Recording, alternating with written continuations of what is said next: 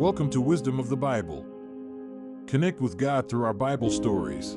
Have you ever wondered why the most powerful empire on earth fell to its knees before a single command from heaven? What you're about to discover will reveal 10 supernatural events so intense, they read like scenes from an epic blockbuster. Stay with me because at minute 12, I'll show you the vision that connects heaven and earth in the most unexpected way. From the moment the Nile turned crimson to the night when an entire valley of bones rose to life, these aren't just ancient stories. They're testimonies of divine power that still echo through eternity. Let me start with something that will blow your mind.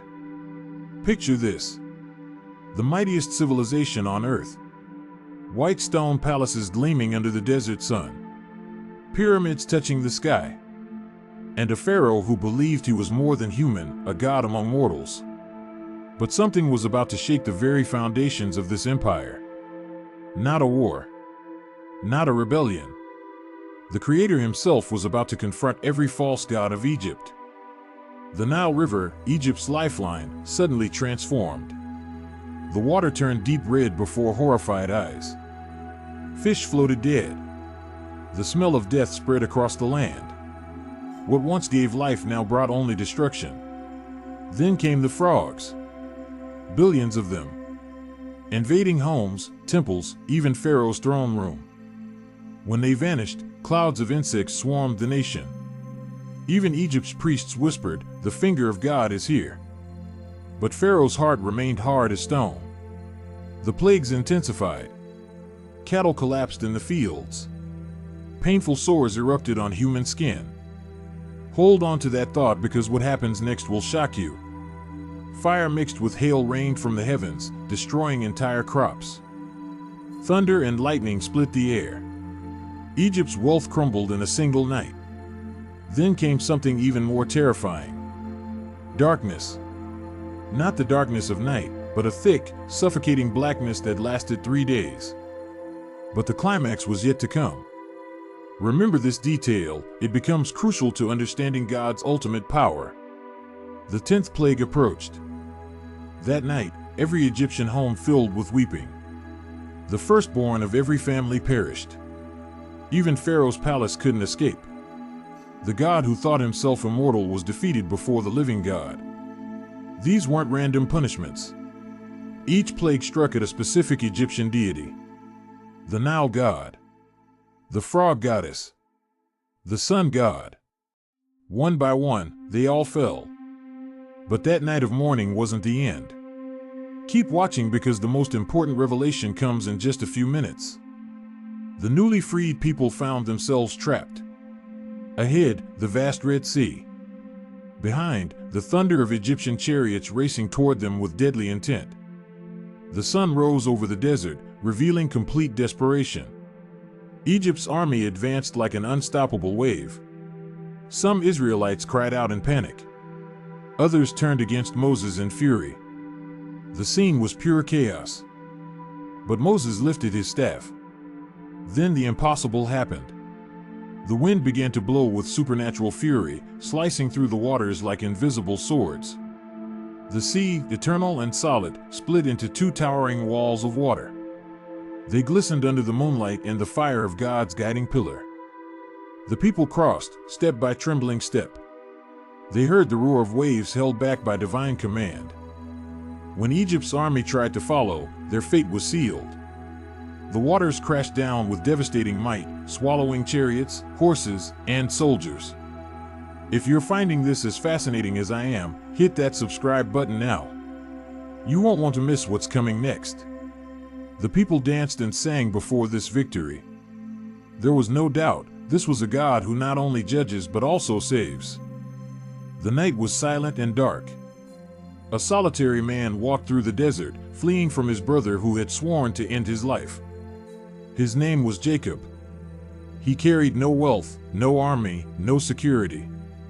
Only guilt and uncertainty. Exhausted, he lay down on cold ground, using a stone as a pillow. But it was on that dark night that heaven opened.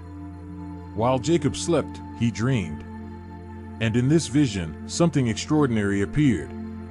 A ladder rose from the earth, reaching into the heights of heaven.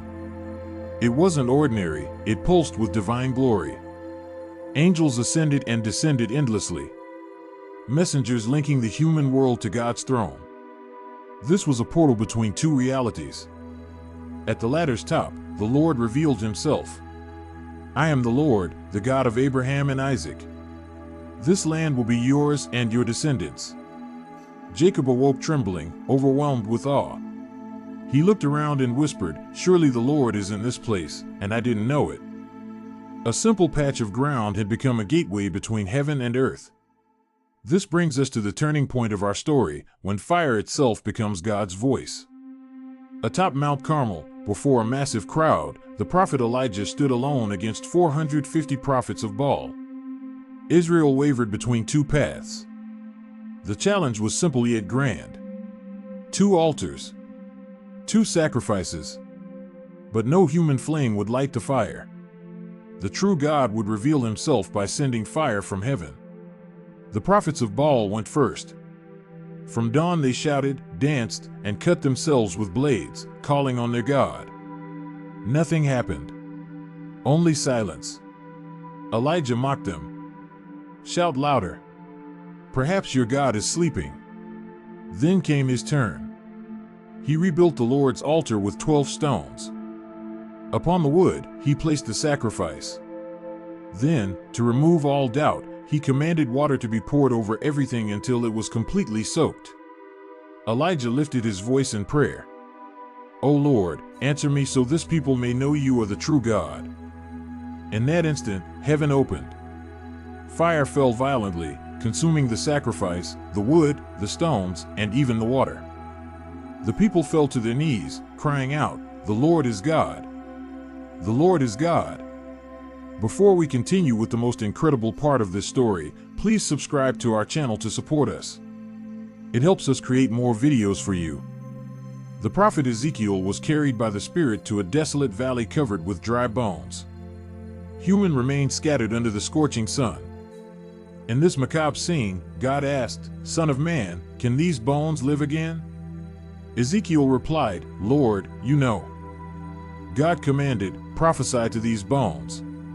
Say, dry bones, hear the word of the Lord." The moment his words echoed, bones began to move, sliding across the ground, joining into complete skeletons. Tendons formed. Flesh grew. Skin covered them.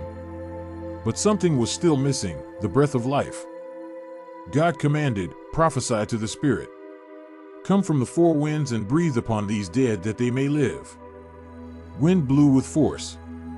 Suddenly, thousands of men rose, a vast living army where only dust had been. The Apostle John received a vision. In heaven appeared a scroll sealed with 7 seals. Only the Lamb was worthy to open it. As the first seal opened, a rider on a white horse appeared, conquest itself, carrying a bow and wearing a crown. The second seal revealed a blood-red horse. Its rider brought war, taking peace from earth. Brothers fought brothers. Nations battled nations. The third seal showed a black horse with a rider holding scales, famine, measuring food like gold. The fourth seal revealed the most terrifying sight. A pale horse ridden by death itself, with hell following behind.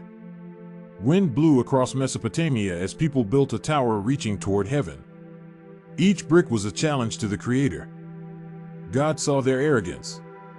Suddenly what had been one language became many. Words lost meaning. Chaos overtook the city. Daniel was thrown into the lion's den. A dark abyss where danger breathed and eyes glimmered.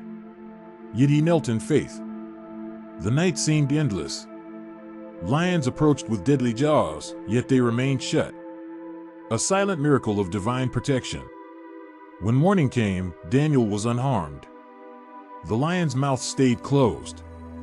God's justice revealed itself powerfully. The heavens opened like an ancient scroll. A lake of fire consumed everything opposing God's holiness.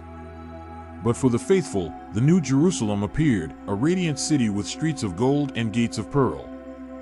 Every plague, every part at sea, every miracle was part of a greater plan showing that nothing is impossible for God. Thanks for watching. Don't forget to like this video and subscribe to our channel so we can keep making great content.